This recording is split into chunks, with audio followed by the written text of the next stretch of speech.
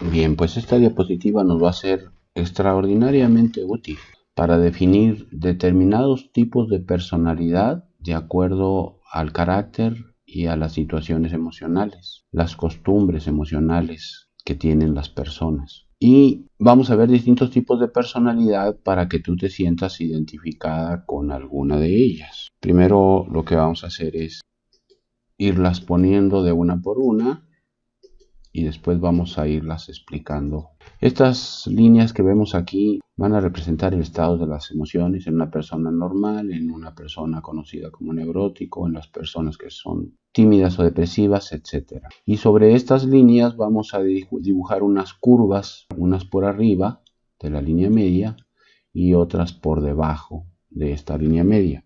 Van a tener un color, como lo vamos a observar aquí. Estas curvas rojas van a representar exceso de excitación del sistema nervioso. Simultáneamente van a representar nerviosismo, van a representar estrés, intranquilidad, ansiedad, etc. Y las azules, las que están por debajo de la línea media, van a representar lo contrario. Una inhibición de la personalidad, inhibición de los sistemas defensivos, falta de energía, falta de coraje, falta de ganas para luchar, tristeza, etcétera, ¿no? En una persona normal vemos que esas curvas emocionales van a ser poco frecuentes y van a ser ligeras. No se van a apartar mucho de la línea media. Simplemente son situaciones emocionales convencionales que no son ni muy intensas ni muy frecuentes. ¿Qué es lo que sucede acá cuando hay nerviosismo?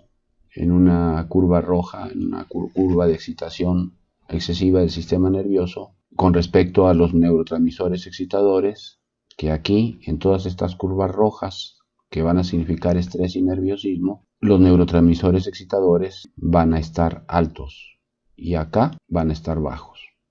Eso explica los cambios dinámicos del cuerpo, los cambios en cuanto a la energía. Cuando se presentan líneas emocionales de este tipo rojas, significa que el cuerpo tiene mucha energía y tiene que gastarla de alguna manera. Y en las azules es al contrario. No hay energía, no hay estrés, la amígdala cerebral se encuentra un tanto apagada o deprimida. Así es como vamos a entender el síndrome energético, en función de las expresiones energéticas de las emociones aterrizadas sobre el cuerpo. Bueno, pues no es difícil entender cómo son las curvas emocionales en una persona normal. Ahora vamos a ver la personalidad que nosotros conocemos como neurótico, es decir, una persona que está todo el tiempo muy inquieta, muy excitada, nerviosa, grita mucho, se enoja con facilidad, se siente nervioso, siempre tiene que estar en actividad, tiene que gastar ese exceso de adrenalina de alguna forma y entonces manifiesta todo ese nerviosismo como estas curvas emocionales lo demuestran o lo definen. Estas personas, como dijimos, suelen sentirse muy nerviosas y fácilmente caen en ataques de ira, tienen conflictos interpersonales precisamente por eso. Las personas a veces les tienen miedo porque por cualquier cosita se enojan, gritan, se pelean, imponen, están de mal humor, etc. También es importante recalcar que esto es un intento emocional excesivo tratando de resolver un problema, pero en forma infructífera, es decir, la persona está en este estado porque tiene una serie de problemas que no ha podido resolver y por eso se molesta, entra de mal humor y se enoja. No sabe qué hacer con esa energía emocional que está desplegando el sistema límbico. Esa sería una buena aclaración. Ahora vamos a ver la personalidad tímida o depresiva. Esta personalidad es todo lo contrario. Tiene inhibición de la personalidad, una desmotivación para enfrentar los problemas de la vida, un cierto derrotismo, falta de energía. Puede ir acompañada de tristeza, de timidez o de una gran cantidad de miedo. Esta puede ser una persona depresiva normal o puede ser una persona que no tiene depresión, pero que de todas maneras muestra rasgos de inhibición de la personalidad. Esta persona suele dejar sus proyectos inacabados o simplemente no iniciarlos por temor. Es una persona un poco antisociable porque le tiene miedo al contacto social por la inseguridad que se vive en estos estados. Aquí puede haber incluso un exceso de seguridad y aquí una falta de seguridad. Pero ambos casos, tanto la persona que tiene un exceso de excitación de su sistema nervioso como el que tiene una inhibición de sus energías emocionales, Ambos casos muestran estos comportamientos por una frustración. Ambos no han podido resolver sus propios problemas. Uno porque se derrotó, porque se siente inseguro, y el otro porque tiene un exceso de energías emocionales, pero no las canaliza adecuadamente, porque la parte racional no encuentra las soluciones correctas. Entonces es importante que entendamos que las dos son anormales. Tanto la inhibición de la personalidad como el exceso de expresión emocional son frustraciones por no resolver los problemas que se tienen en la vida personal. Vamos a tener aquí otro tipo de personalidad, que es la personalidad ciclotímica. Se le llama ciclotimia. Timia viene de emociones y ciclo pues de cíclico.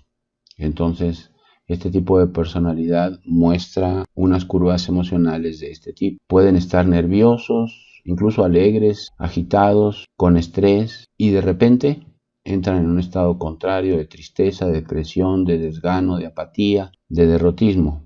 Y así pueden estar con algunos ciclos. Claro, entre ellos puede haber periodos de normalidad, ¿no? Aquí las curvas están muy juntas para ejemplificar que muy fácil se puede pasar de esta situación de nerviosismo a una situación de derrotismo o de inhibición de la personalidad. Esta es la característica de la ciclotimia. Como vamos a notar después, la ciclotimia se parece mucho al trastorno bipolar, pero es incomparable la gravedad. A veces a las personas ciclotímicas, en broma se les dice: lo que pasa es que tú eres bipolar.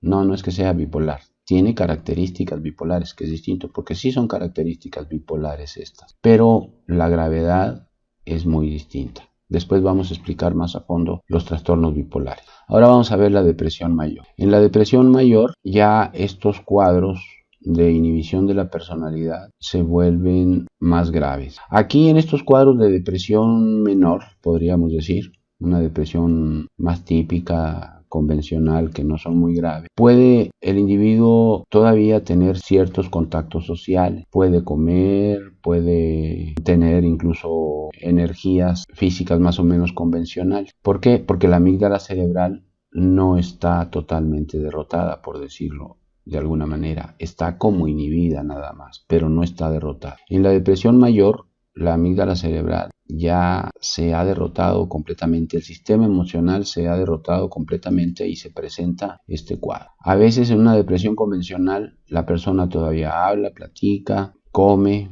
Aquí la persona se aísla, ya no tiene ganas de hablar, ya se le van totalmente las energías, se encierra en su recámara, se desmotiva totalmente. El derrotismo que muestra es muy severo, al grado de que incluso puede decir que no le interesa la vida, que no quiere vivir, o puede incluso hasta llegar a tener o planear un suicidio. Entonces este caso es grave y tiene que ser urgentemente tratado tanto por un médico como por un psicólogo. Para quitar una depresión mayor es urgente enfocar el tratamiento en forma multidisciplinaria. Normalmente se utilizan antidepresivos, pero los antidepresivos no van a solucionar el problema, únicamente podrían ayudar a que la persona mejorara, y eso con determinadas reservas. No todos los antidepresivos funcionan igual en todas las personas. La parte importante es que simultáneamente, mientras se trata con antidepresivo, una persona con depresión mayor debe comenzar un tratamiento con una terapia psicológica, pero que realmente sea efectiva, para tratar de analizar qué problemas tan graves puede tener la persona que no se han solucionado, que es justamente lo que la han llevado a ese grado de derrotismo. Vamos a tener que hacer un video especial para explicar todas las estrategias terapéuticas que se deben utilizar en una depresión mayor. Aquí únicamente estamos expresando cómo se manifiestan las curvas emocionales en una persona que tiene este trastorno. Ahora vamos a tener otra depresión que desgraciadamente desde el punto médico es muy confundida, es la depresión agitada. La medicina normal, la psiquiatría normal, incluso hasta la psicología normal, no saben diferenciar o escoger las estrategias terapéuticas que se deben utilizar en una depresión agitada y en una depresión mayor. Lo que está sucediendo dentro del cerebro en una persona con depresión mayor es muy distinto a lo que sucede en una depresión agitada. Y también lo que vamos a explicar aquí en estos momentos son postulados propios de teoría integral de la personalidad. Obviamente esto no está demostrado por la ciencia, sino simplemente son descubrimientos, opiniones, postulados, hipótesis de teoría integral de la personalidad. Sin embargo, estas hipótesis las hemos puesto a prueba en pacientes con depresión agitada y los resultados han sido muy buenos. Vamos a explicar de qué se trata el asunto. Aquí se presenta una situación que parece paradójica, que parece contradictoria. Por una parte, el individuo se siente deprimido y por otra parte se siente nervioso. ¿Cómo es posible que suceda esto simultáneamente? O sea, el sistema emocional no puede sentirse simultáneamente deprimido y nervioso a la vez. Se puede mostrar deprimido y nervioso en distintos tiempos, pero no a la vez. Entonces quiere decir que la depresión que se muestra aquí es una depresión distinta a este tipo de depresión que se muestra acá, o acá, o acá. Es una depresión no de la esfera emocional, sino es una depresión de los pensamientos. La depresión agitada se conoce en la medicina convencional y en la psiquiatría convencional, está descrita como tal. Y normalmente se recetan antidepresivos, tanto en la depresión agitada como en la depresión mayor.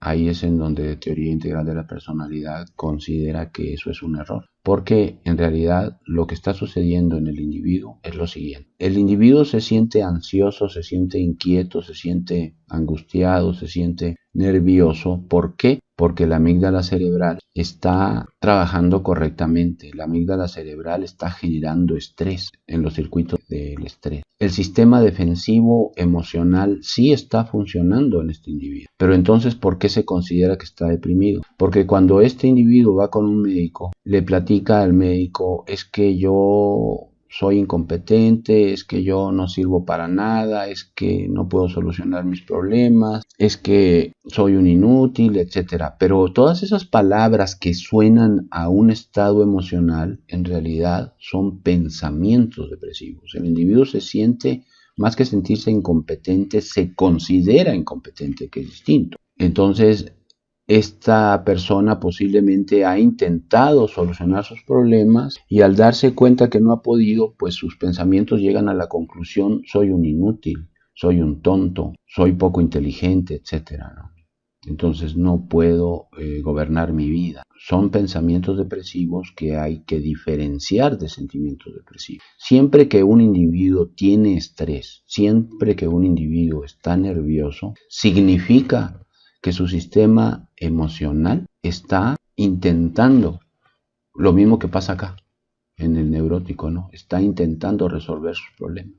Aquí la amígdala cerebral no se ha derrotado. Si la amígdala cerebral de una persona con depresión agitada se derrotara, entonces este cuadro de depresión agitada se convertiría en eso. ¿Qué características psicológicas y qué hábitos puede tener un individuo con depresión agitada? Pues puede tener mucho apetito, puede tener inquietud, se siente como un león enjaulado, todo lo que significa nerviosismo que explicamos acá. Esto es muy importante que tú lo identifiques. ¿Por qué?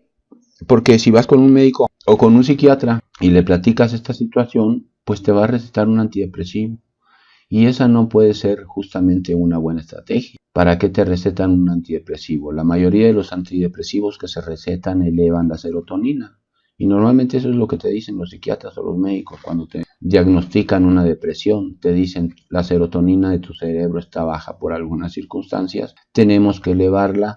La mayoría de los antidepresivos actúan, se llaman ISR, inhiben selectivamente la recaptación de serotonina y elevan la serotonina. Pero ya dijimos que en un individuo que está alterado, que está inquieto, que está angustiado, la serotonina en su sistema límbico o en su sistema emocional no está baja, al contrario, está alta. Y entonces, ¿qué es lo que sucede? Que cuando le recetan un antidepresivo a esta persona para que se eleve su serotonina, al elevarse esa serotonina, el individuo puede sentirse incluso más nervioso de que como estaba.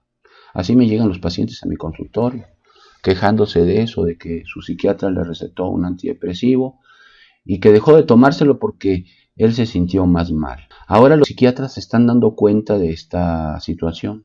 Por ejemplo, en los trastornos bipolares, ya los psiquiatras hasta sienten un poco de temor para recetar un antidepresivo, porque se han dado cuenta de esto que estamos diciendo, que a algunos pacientes los antidepresivos, cuando se sienten nerviosos, terminan perjudicándoles, terminan haciendo que el individuo se sienta todavía aún más nervioso. Pero aquí estamos explicando la causa de que no estamos diferenciando lo que es una depresión del pensamiento, una depresión racional, de una depresión emocional. Después, cuando hagamos un video explicando las distintas modalidades de depresión, vamos a retomar este asunto para explicarlo con mayor profundidad. Por último, vamos a ver qué es lo que pasa en el trastorno bipolar.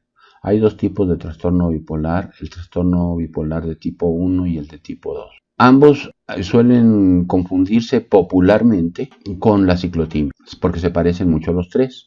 La diferencia puede ser la gravedad. El trastorno bipolar de tipo 1 suele ser más grave que el de tipo 2, aunque depende de muchas circunstancias. El trastorno bipolar de tipo 1 es más fácil de diagnosticar porque es más evidente. Los cuadros de manía, que significan un exceso pero realmente grande, un exceso de excitación del sistema nervioso, son muy notorios. La persona tiene una hiperactividad fuera de lo común. Tan fuera de lo común es que la persona duerme muy poco. A las 2 o 3 de la mañana puede estar lavando la ropa y la tiende y la descuelga para volverla a lavar, porque necesita estar ocupada en algo, necesita gastar un exceso de neurotransmisores excitadores, particularmente adrenalina, que está inundando todo el cuerpo y todo el cerebro, ¿no? Entonces hay un exceso de energía demasiado evidente, tan evidente, que las personas que rodean a un enfermo de trastorno bipolar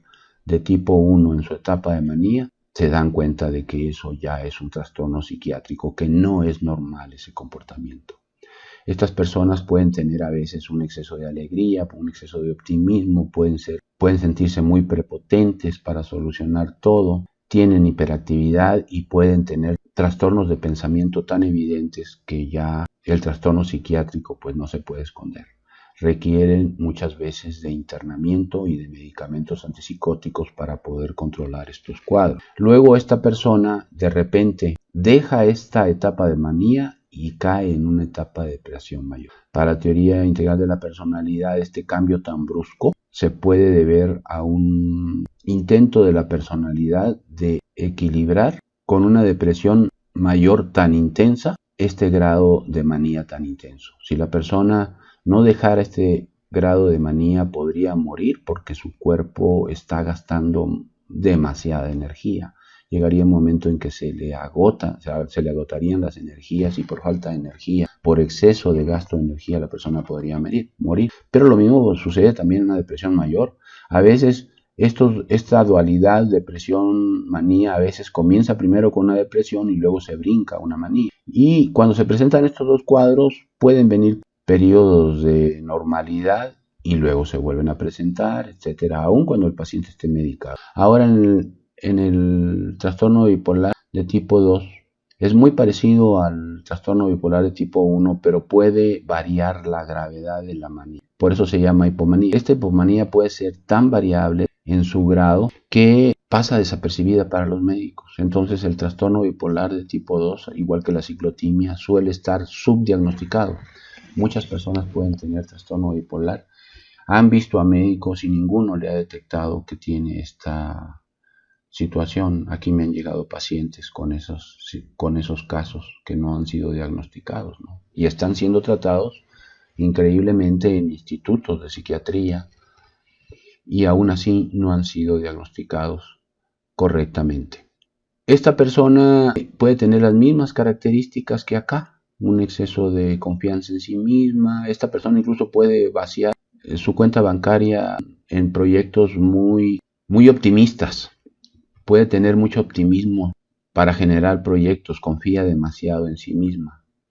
Pero se puede confundir simplemente con un optimismo, ¿no? Solamente las personas que viven cerca de esta persona y que notan que estos cambios son cíclicos se dan cuenta de que haya algo anormal en ese tipo de comportamientos, porque este optimismo desaparece inmediatamente cuando se presenta la etapa depresiva. La etapa depresiva puede ser tan grave como la depresión mayor que se presenta en el trastorno bipolar de tipo 1 o puede ser menor. También por eso es difícil a veces diagnosticar a una persona con trastorno bipolar de tipo 2. Estas dos pueden ser muy variables, incluso se pueden confundir mucho con ciclotimia. Entonces decíamos que es muy importante que tú te identifiques, si puedes, con alguno de estos cuadros. También es importante aclarar que estos cuadros pueden ser variables.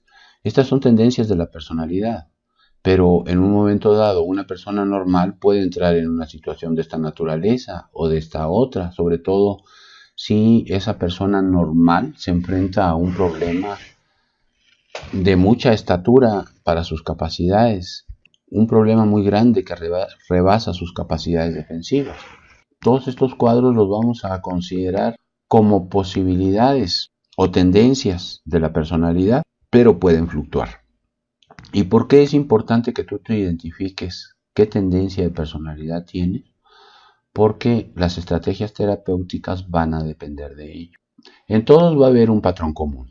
Va a haber que hacer un análisis de sus problemas personales y enseñarles a su mente racional a encontrar soluciones más efectivas para sus problemas personales. Pero mientras eso sucede, necesitamos controlar estos estados emocionales, manipular estos estados de estrés en la persona que está angustiada, en la persona que está muy nerviosa, o subir las energías defensivas en las personas que tienen actitudes derrotistas o depresivas. Las personas que son tímidas también hay que modelarles el carácter a través de determinados ejercicios. ¿Y qué ejercicios utilizamos? Acá utilizamos ejercicios de control de ira, ejercicios de relajación que pueden ser de distintas modalidades, como vamos a puntualizar cuando tratemos el tema de los ejercicios específicos.